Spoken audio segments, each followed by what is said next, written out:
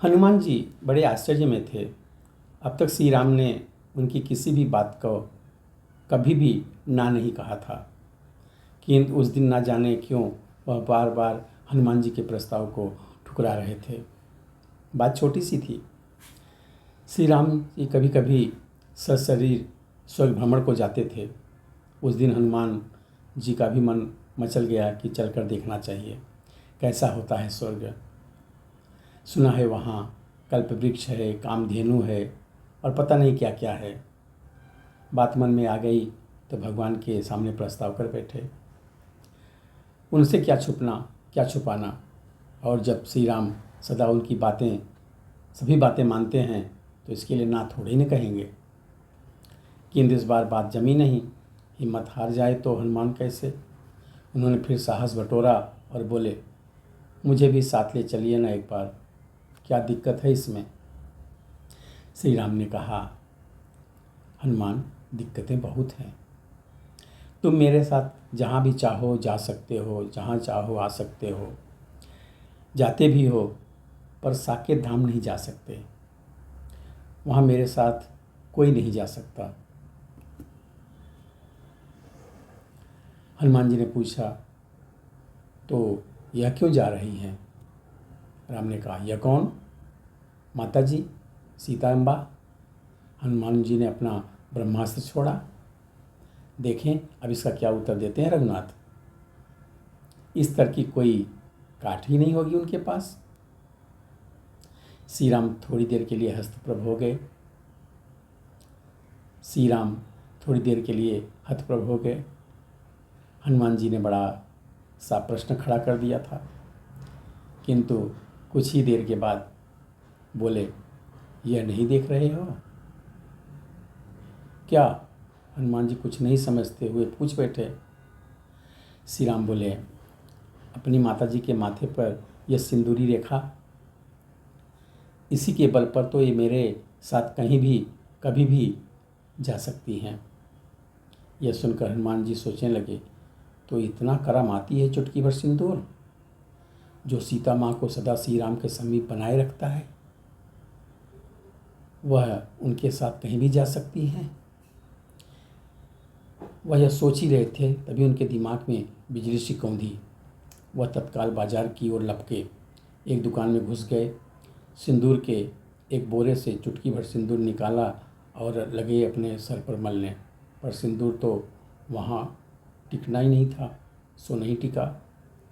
भला रोम भरे उनके ललाट में माता सीता की तरह कोई सिंदूर रेखा कैसे बनती। अब बनती भी तो कैसे।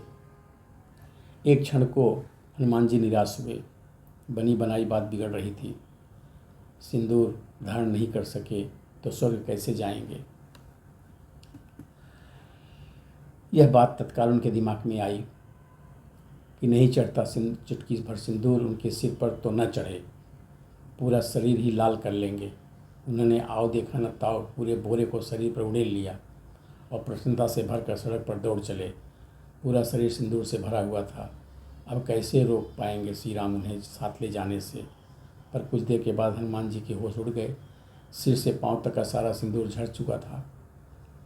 पीछे सड़क पर दूर दूर तक सिंदूरी रेखा खिंच गई थी। हनुमान जी अब हताश हो गए।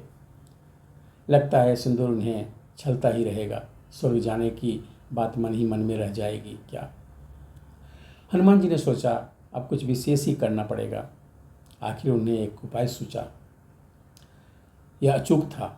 देखते ही उस पर लाल सी चीज कैसे फिसलती है उनके शरीर से। पहले वह एक तेली की दुकान में घुसे। चमेली के तेल का पूरा कुप्पा शरीर पर उड़ेल लिया। सर से पांव तक के केस तेल से भीग गए। फिर वो पंसारी के दुकान में गए और सिंदूर का दूसरा बोरा शरीर पर उड़ेल लिया। तेल सने केसों से सिंदूर जा चिपका। अब उसे कहाँ और किससे फिसलना था। उसी बेस में वह सड़क पर तेजी से दौड़ रहे थे। पीछे मुड़कर देखा कि सिंदूर का एक कण भी शरीर से नहीं गिरा था। पूरा शरीर लाल बना हुआ था। बात अब बन गई थी। प्रसन्नता से जोर जोर से किलकिलाए और श्री राम की आवाज़ की ओर दौड़ पड़े। कौन। श्री राम ने उन्हें पहचाना नहीं। हनुमान उन्हें छोटा सा उत्तर दिया। श्री राम आश्चर्य में भरकर बोले, हनुमान तुम? पर ये क्या, सारा शरीर सिंदूर से भरा हुआ? हनुमान जी ने गंभीरतापूर्वक कहा, जब सीता माता जरा से सिंदूर के बल पर आपके साथ स्वर्ग जा सकती है तो पूरे शरीर को सिंदूर से सजाकर क्या मैं नहीं जा सकता? श्री राम ने मुस्कुराकर कहा, अवश्य अवश्य तुम चल सकते हो।